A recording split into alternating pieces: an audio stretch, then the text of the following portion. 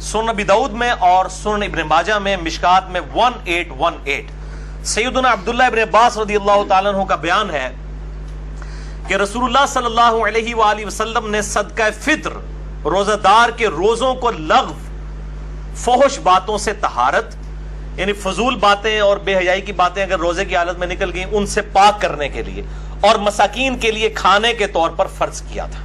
لیکن اس کو آپ نے عید سے 2 دن پہلے نکال دینا ہے. بہتر یہ ہے کہ عید والے دن نکالیں لیکن عید کی نماز سے پہلے. لیکن جو لوگ شروع میں دے دیتے ہیں وہ بالکل غلط ہے.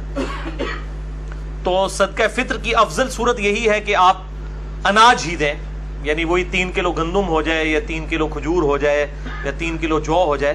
لیکن لا یکلف اللہ نفسا الا وسعها، اللہ تعالیٰ کسی جان پر اس سے بڑھ کر بوجھ نہیں ڈالتا. اس کے تحت رقم بھی دی جا سکتی ہے، اور یہ میرا ذاتی فتویٰ نہیں ہے. اہل حدیث حضرات اس معاملے میں بہت جو ہے وہ سختی کرتے ہیں، لیکن اہل حدیث میں بھی کئی علماء ہیں، شیخ زبیر علی زئی صاحب اور اس طریقے سے شیخ صلاح الدین یوسف صاحب اور باقی علماء جو قائل ہیں کہ صدقہ فطر رقم کی شکل میں بھی ادا کیا جا سکتا ہے. میں انشاءاللہ اس کی دلیل بھی آپ کو دے دیتا ہوں.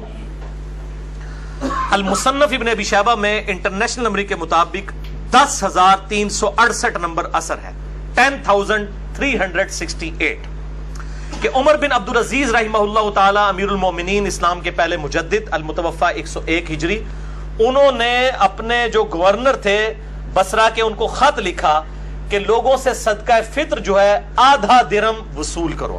درم اس وقت چاندی کا ایک سمجھ لیں سکہ ہوتا تھا، تو آدھا سکہ وصول کیا جائے. اس کی فیس ویلیو بھی وہی ہوتی تھی، انٹرنسک ویلیو بھی وہی ہوتی تھی.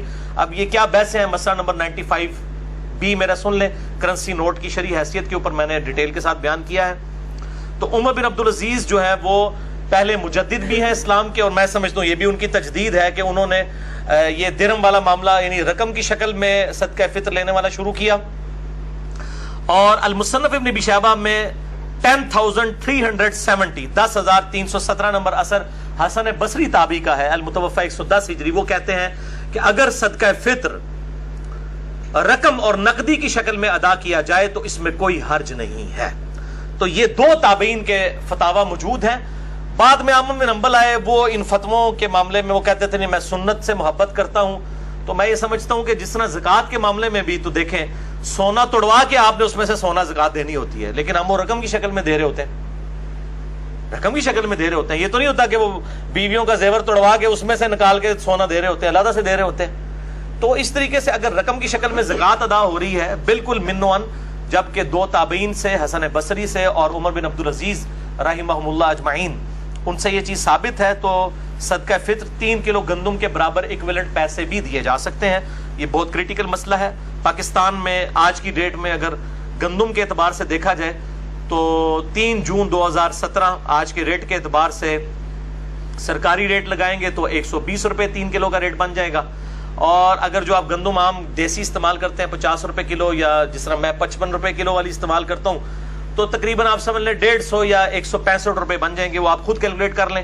اس طریقے سے جو انگلینڈ میں یا امریکہ میں لوگ سیٹلڈ ہیں وہ ضرور پاکستان میں نکالیں فطرانہ، لیکن ریٹ اوتھے دا رکھو، ایتھے دا ریٹ لا کے نہیں، ریٹ اوتھے دا لاؤ جو صدقہ فطر. اور اس طریقے سے وہاں پہ جو لوگ رہ رہے ہیں وہ جو مساکین کو کھانا کھلانا ہے اگر اس کے ایکویلنٹ پیسے دینے ہیں تو اس کے اعتبار سے دیں، اور اس اعتبار سے مسکین کو کھانا کھلانا ہے تو اس میں آپ ریلیکسیشن ہو سکتی ہے. یہاں پہ مساکین کو کھلائیں بہتر ہے، وہاں پہ اگر کوئی مسکین ملتا ہے تو اس کو وہاں پہ کھلائیں، وہ زیادہ بہتر ہے.